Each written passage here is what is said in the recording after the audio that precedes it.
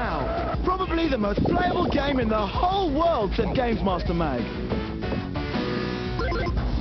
Up to 8 drivers can race without any adapter, so now it's bigger, better, faster and meaner.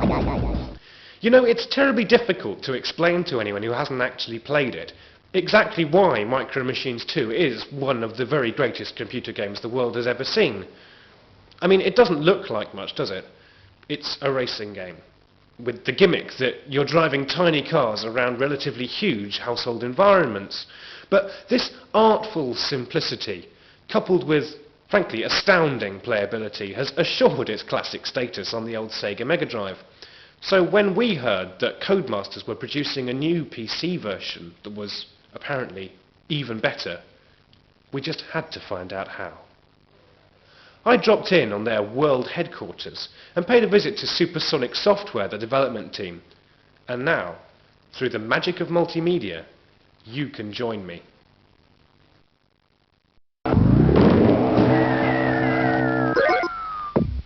Micro Machines 2 is new in a lot of respects over the first one. We've got 4-player action simultaneous for the first time. We've got over 50 courses where the original one had 30.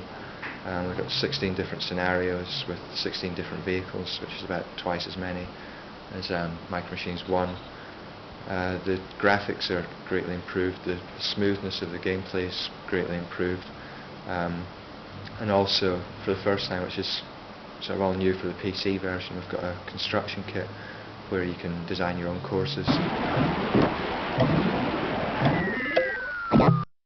We sort of had a brainstorming session about the different household things that you could actually incorporate into it, the different rooms, etc. And then the graphics were designed around ideas we had how we might make the background interact with the player for that specific level. Like for instance the workshop with the drill, we thought of having the drill, hence that had to be drawn, whereas some of the courses we just said, well, to the graphics artists, do what you think and put things in what you might expect to find there, and then it was afterwards when we had the ideas about the interaction that extra things had to be drawn. You can lay out the course, change the graphics, change the graphics of the vehicle, change the way the vehicle behaves, you know, its top speed, its the way it handles and so on. You can also change the weather, so you can make it rain or snow, like have storms, or make it really icy.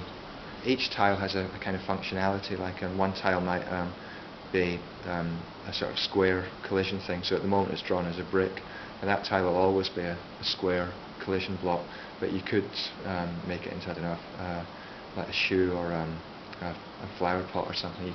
I think you can probably design a reasonably good course in maybe about 20 minutes or so.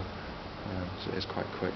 When you design a course, it saves out all the information for that particular course. So you could do 100 courses with every single one of them. Could have completely different graphics if you want, and a completely different layout, and a different car and different attributes. Yeah. The nice thing about Micro Machines 2 is that when we'd sort of done a new track, everyone would get involved in there who was sort of developing it, play it, and we'd sort of forget that we were actually writing a game, and you know, there'd be arguments. There was no actual physical violence, but there certainly was a lot of arguing and stuff like that. I know, it sounds too good to be true, doesn't it? The programmers having so much fun playing the game that they entirely forget to work on it. But believe me, this is a brilliant piece of work. As you can see from the videos we managed to sneak out, the scrolling is outstandingly smooth, and the graphics are indeed better than the Megadrive version.